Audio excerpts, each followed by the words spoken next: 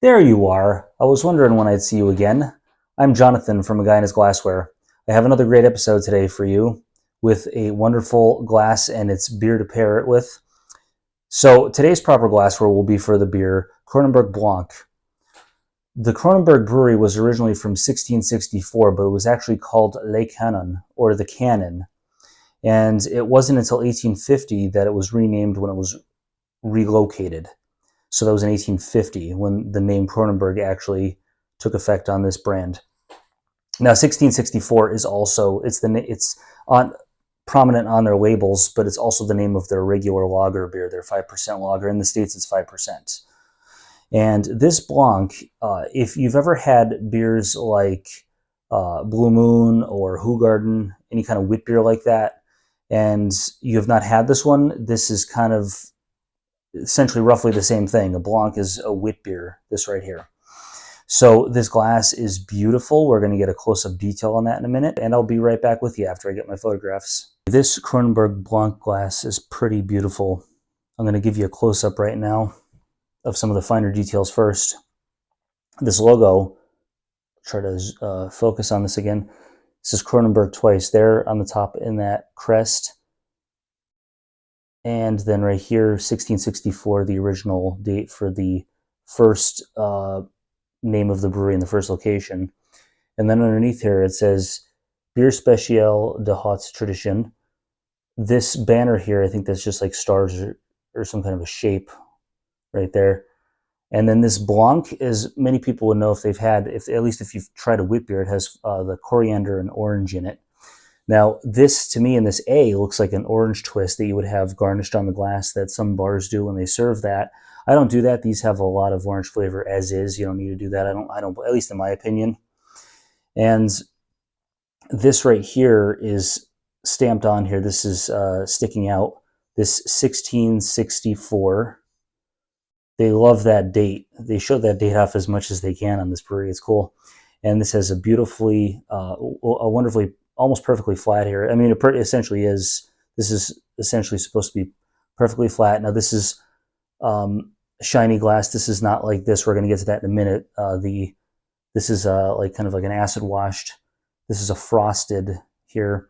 Now, if we take one look at the bottom before we show that, of course, though, we could see the nucleation site, which is that 1664 inside the X. And you guys should be able to see that good now, yep. And then I'm going to put it back here so you can see the whole thing. And this, about a third of the way down, is all clear glass. It starts to get frosted here. It kind of blends in nicely at first, and then it's completely frosted all the way down to the bottom.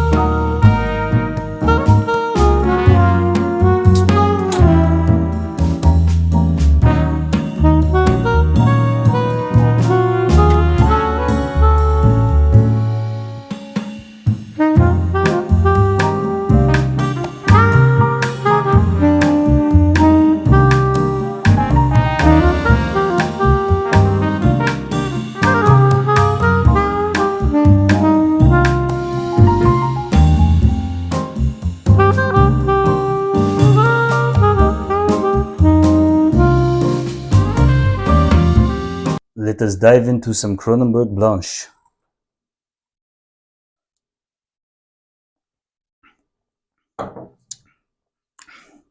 Yeah, that's a wallop of citrus and wheat that is pretty sweet as well. This is pretty much summer beer, baby.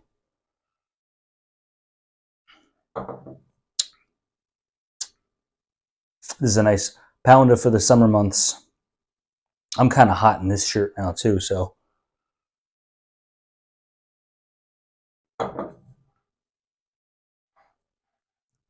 As I forgot to mention when I did the close-up of the glass, but I did show when I did the little spin around of it, the half-liter mark on there.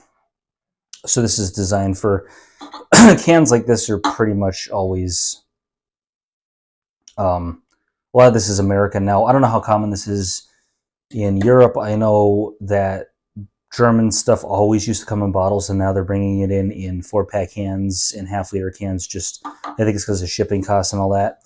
Sometimes certain importers even keg and can the stuff in America. They send it over in like food grade containers, like, you know, these big things, like these big, for like almost like for what they have on like trains, and they're on ships like that, and then they drain them here into cans and kegs.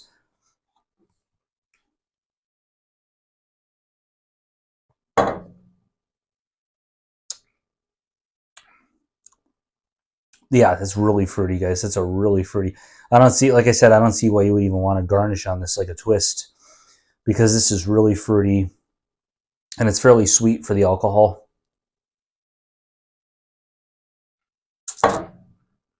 And this is 5%. Like I said, they're normally 4.5 to 5.5 usually. Like these wits are usually lighter. You'll find imperial wits not as often. They're not really that common. So that's another one for A Guy and His Glassware. I am Jonathan, and please do respect beer and glassware all that you can, and it will give you respect back. Have a good one, guys. Good night.